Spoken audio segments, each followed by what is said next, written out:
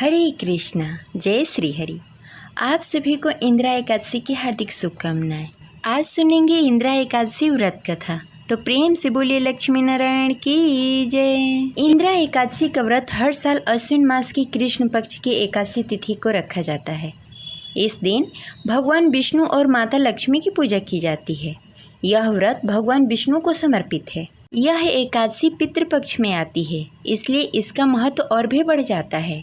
इस व्रत को करने से पितरों को मोक्ष की प्राप्ति होती है और जातक इस लोक में सुख भोग कर स्वर्ग की तरफ अग्रसर होता है। इंदिरा एकादशी के दिन भगवान विष्णु की विधि विधान से पूजा करने के बाद इस कथा को अवश्य ही पढ़ना या सुनना चाहिए।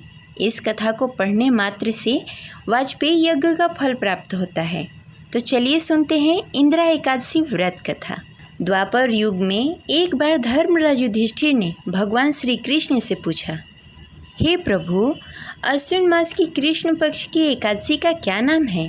इसकी विधि क्या है और इस व्रत को करने से कौन से फल की प्राप्ति होती है? सो आप कृपा करके कहिए। भगवान श्री कृष्ण कहने लगे कि हे कुंती पुत्र, इस एकादशी का नाम इंदिरा एकादशी है। यह एकादशी पापों को नष्ट करने वाली तथा पितरों को अधोगति से मुक्ति देने वाली है। हे राजन, इस कथा को ध्यानपूर्वक सुनो। इस कथा को सुनने मात्र से वाजपेयी यज्ञ का फल प्राप्त होता है। प्राचीन काल में सतयुग के समय में महेशमती नामक एक नगरी में इंद्रसेन नामक एक राजा राज्य करता था। वह प्रजापति राजा धर्मपूर्वक अपनी प्रजा का पालन करते हुए शासन करता था। वह राजा पुत्र पौत्र और धन आदि से संपन्न और विष्णु का परम भक्त था। एक दिन जब राजा सुखपूर्वक अपनी सभा में बैठा हुआ था तो आकाश मार्ग से महर्षि नारद उतरकर उनकी सभा में आए। राजा उन्हें देखते ही हाथ जोड़कर खड़े हो गए और आदरपूर्वक आसन और आर्घ्य दिया। सुख में बैठकर मुनि ने सुख से बैठकर महर्षि नारद ने पूछा, हे राजन, आपके सातों अंग कुशल पूर्वक तो है? तुम्हारी बुद्धि धर्म में और तुम्हारा मन भगवान विष्णु की भक्ति में तो रहता है। देवर्षि नारद की ऐसी बातें सुनकर राजा ने कहा, हे महर्षि, आपकी कृपा से मेरे राज्य में सब कुशल है तथा मेरे यहाँ यज्ञ कर्मादि सुकृत हो रहे हैं। आप कृपा करके अपने आगमन का कारण कहिए। तब महर्षि नारद कहने लगे, हे राजन, आप आश्चर्य देने वाले मेरे वचनों को ध्यानपूर्वक सुने। एक समय मैं ब्रह्मलोक से यमलोक को गया था। वहाँ एक श्रेष्ठ आसन पर बैठा और यमराज ने मेरी भक्तिपूर्वक पूजा की। उस समय यमलोक की सभा में मैंने तुम्हारे पिता को देखा था। वे एकादशी व्रत भंग होने के दोष से वहाँ आए थे। उन्होंने संदेशा दिया है, सो मैं तुमसे कहता हूँ। उन्होंने कहा है कि पूर्व जन्म में कोई विघ्न हो जाने के कारण मैं यमराज के निकट रह रहा हूँ। सो हे मेरे पुत्र, यदि तुम अश्विन मास के कृष्ण पक्ष की इंदिरा एकादशी का व्रत मेरे निमित्त करोगे तो मुझे स्वर्ग की प्राप्ति हो सकती है। इतना सुनकर राजा कहने लगा, हे महर्षि, आप इस व्रत की विधि मुझसे कहिए।